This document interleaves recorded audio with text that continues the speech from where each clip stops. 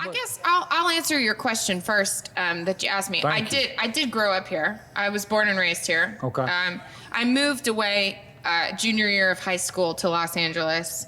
I started songwriting in Nashville when I was like 15, and then I moved to LA because I didn't just purely want to do country music, and Nashville was really different. This was like 17 years ago. So I moved to LA for 2 years, and I had grown up doing theater. I started doing professional regional theater in Nashville from the time I was like 9.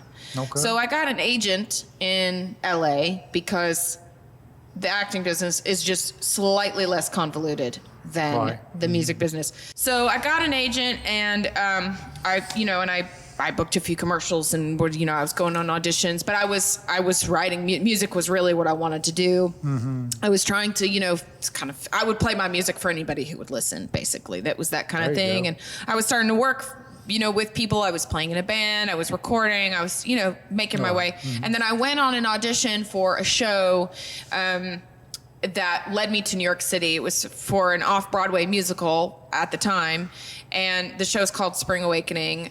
And it was like a off-Broadway show. When I auditioned for it, I was in the original cast and did some workshops of it. It went off-Broadway, and then it transferred to Broadway, and it won 8 Tony Awards, and it was like a big fancy show. Was you a part of it when it? I was, yeah. Well, I was in the original cast. On that. So, and I was like a senior in high school when all that stuff went down. Oh. And it was bananas, honestly, that was because a big deal. I moved to New York. I had like not a dollar to my name kind of thing.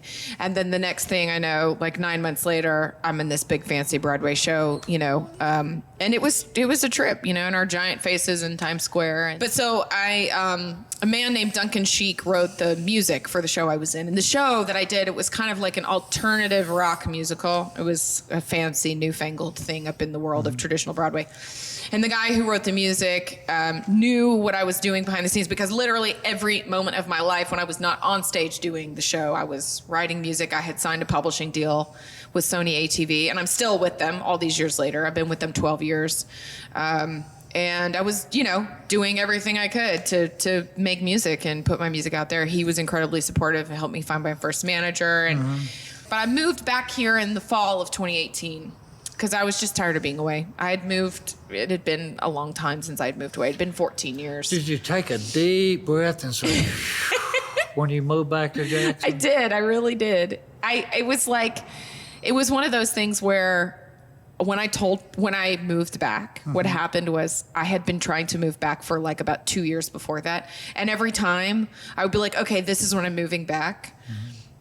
Something would happen, and it would delay me literally being able to physically move my belongings down here, because New York and Tennessee are not near each other at all.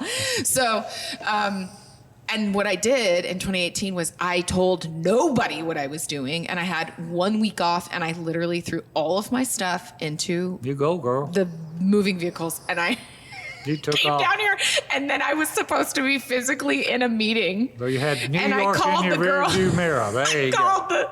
I called the girl Allison, who was the producer of one of the projects I was working on, and I was like, I'm gonna be joining the meeting via FaceTime on Monday. And she was like, is everything okay? And I was like, I'm not in New York City. And she's like, oh, where are you? And she thought, because I have to travel all the time for work and whatever, she thought something had just come up, and she was like, oh, where are you? And I was like, Tennessee. And she's like, oh, is everything okay? And because normally I would only rush home if like there was a family emergency or whatever. And I was like, I moved everything down. And she was like, oh my God. But I just did it because I was like, I had reached the point where I actually couldn't do one more day. I couldn't do one more day in New York. I just couldn't do it. I can see what you know, and when you grow up in a place like this, it doesn't ever leave you. No. Ever. And we're in a place right now, right, where the floor is concrete. But this is what New York looks like. There is no grass. There's no. The earth is just a very different thing there. And I didn't necessarily grow up like full blown in the country. I had family that was in the country and did farming, those kinds of things. I spent a lot of time in that, kind of world. But when you grow up in a place where when you walk into a restaurant or when you walk into a store and people actually make eye contact with you and they say, "Hi, how are you doing?" The people of Jackson were as instrumental in keeping Carl Perkins the way he lived his life. And he was able to be one of the guys by staying in Jackson, Tennessee. If he was in Walmart, "Hey, Carl, how you doing?" And that was a big, big deal. It may sound like maybe a handicap, and maybe it was if he wanted to be a superstar. So, I mean, the legacy speaks for itself. I mean, you know, Carl Perkins never had the superstardom fame as a Johnny Cash or an Elvis or even a Jerry Lee Lewis, Roy Orbison, but probably had the best life of any of them because, number one, he was able to stay in Jackson, Tennessee. Jackson, Tennessee kept him humble, and he was able to retain his roots. He loved Jackson, Tennessee. We would travel. I mean, I went around the world with him. And there was never any performance that he ever gave that he didn't mention his hometown. He always mentioned it. He loved it here. This was his sanctuary. This was it. And the people in this town were his friends. So, I mean, you know, I think that that's his greatest legacy, and Jackson itself contributed to that legacy. Because without Jackson, Carl Perkins might have not been the same guy. Without Carl Perkins, Jackson might not have been the same place. You know, your dad was so adamant about the importance of Jackson in his life, both personally and professionally. Right.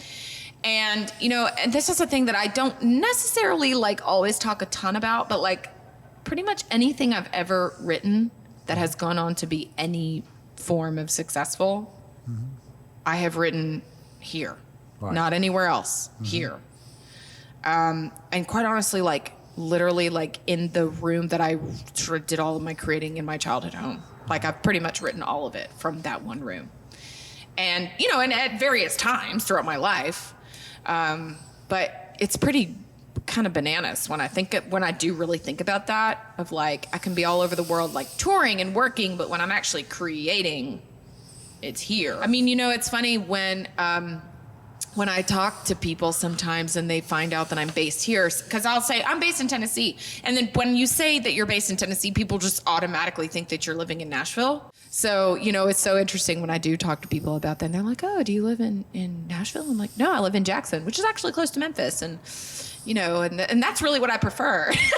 You know, it's interesting talking to people about it. Well, you're talking about the music of Memphis and Nashville being different, and I totally agree with you. But you've got to realize that these guys, talking about Sun Records, they were all country music fans. Right. But they were also influenced, Memphis being blues. Right. Well, because it's all rooted in experience. Within the blues or within country music, there's this unbelievable specificity where you're really people are really writing from real hurt and real life and real experience. And that's why, you know, when, you know, before we turned the cameras on and you were talking about Garth Brooks, right? And his name was mentioned, and you listen to the songs that he sings, even a song which is sort of like a bar classic, like Friends in Low Places. Like, you listen to the verses of that song, and every person, you may not have actually been the person to ruin the wedding, but every person has felt that thing for an ex. Do you know what I'm saying? Like, everybody knows those feelings. It's that specificity where people can really know exactly what you're talking about, and it just means so much. It means so much to people for that reason. The blues is the same. Carl did that. He would write things that were, I mean, you know, what people actually, real feelings, what people really go through. Well, you know, one of the biggest things that he wrote, and I don't think he ever recorded his own version of it, was the thing that Johnny Cash had called Daddy Sing Bass. Yes, totally. Oh my gosh, what a song. It was 6 weeks, stayed number one on the country charts. Yep. but it was basically a story about his own upbringing. Right. John had a similar upbringing, so he was able to relate to it and fell in love with the song. Right. That was the way it was done. But that's that magic. That's that writing magic that, I think when you talk about, especially sort of beyond performing, when you talk about songwriting, it's the part of songwriting that does make the magic if you can tap into that, but it's hard to do because it means when you're doing that, you have to be vulnerable. You have to be willing to sort of out yourself, and you have to be willing to sort of call out your hurts and your faults and your misfortunes, and where you might have missed the mark. And, it's therapy for yourself if you can do that. It is, and it's not always easy to do. There's a song of mine that is from the album I put out in 2016. It's a song called Shine. And this song specifically has gotten a lot of sync licensing, and it, did some time on charts and these types of things. But that to me sort of is sort of irrelevant. But why I think that song has sort of lived the life that it's lived and spoken to people is it was a song that I wrote honestly in my bedroom here. I was going through I struggle with anxiety-induced depression. It's gotten better over the years, but in 2014, 2015 I was on tour a lot, and I was on tour about 300 days out of the year. And it was giving me basically no time to take care of myself. I was working myself to the point of physical exhaustion, which was doing absolutely nothing for my mental health. And so I don't want to say that I had a nervous breakdown, because I didn't really. I just basically woke up and I said, if I don't get back to my childhood home, I think that I'm going to have to admit myself for a little while.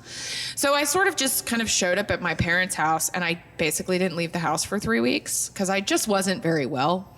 And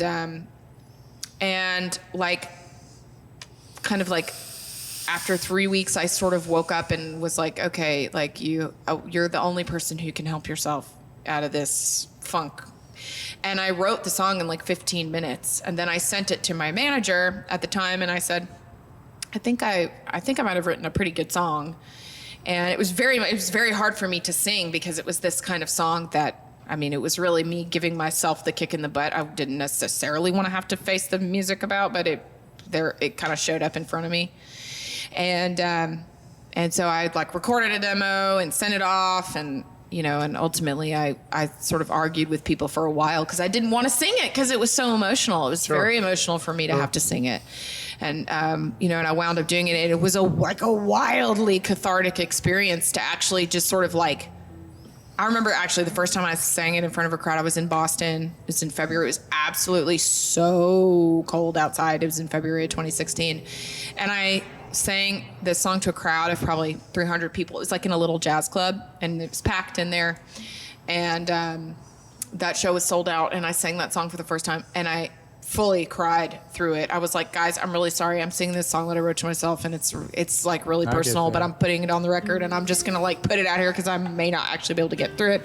And I kind of really didn't get through it, and I sort of didn't care. And it was a genuine healing thing, and it still is a very healing thing to sing the song.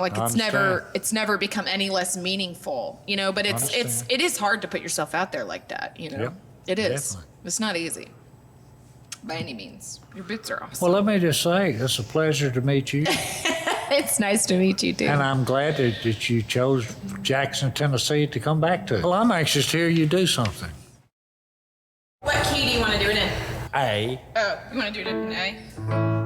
That's it. Ba-do. Yeah. Is that the original key it was written in? That's it. Was it? That's it.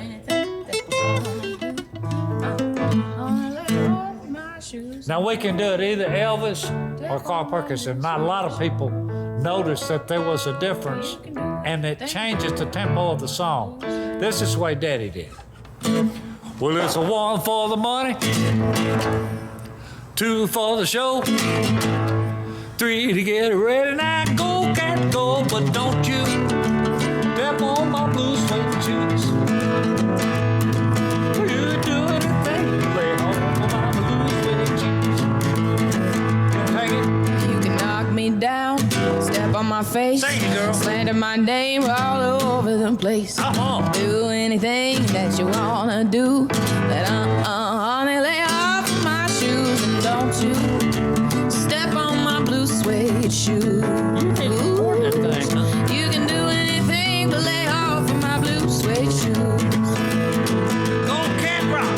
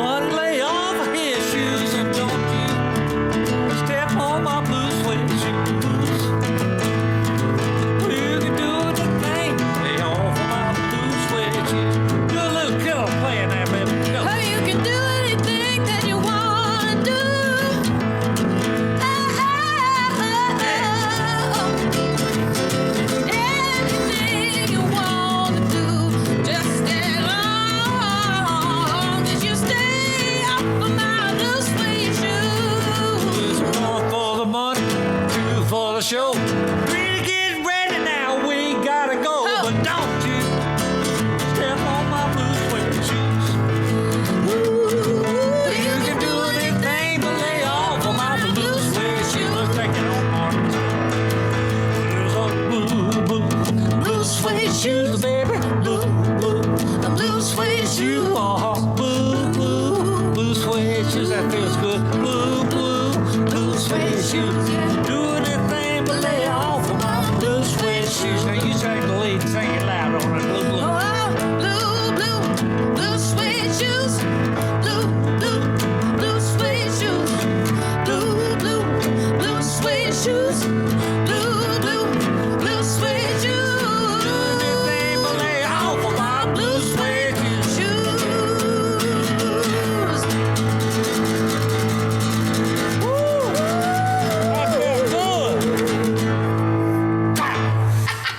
Did you know? Did you get that on tape? Did you know? Thank God, but we will never do it that good again. That was the second. That song was the second song I ever sang on a stage. I was Honey, 6 let me years tell you old. something. I was 6 years old and I was in a sparkly silver If it's gonna costume. ever be a hit record again by somebody different, you need to do it. That not a was bad cool. idea. Cool. That was awesome. Thank you. I did. It was a awesome. treat.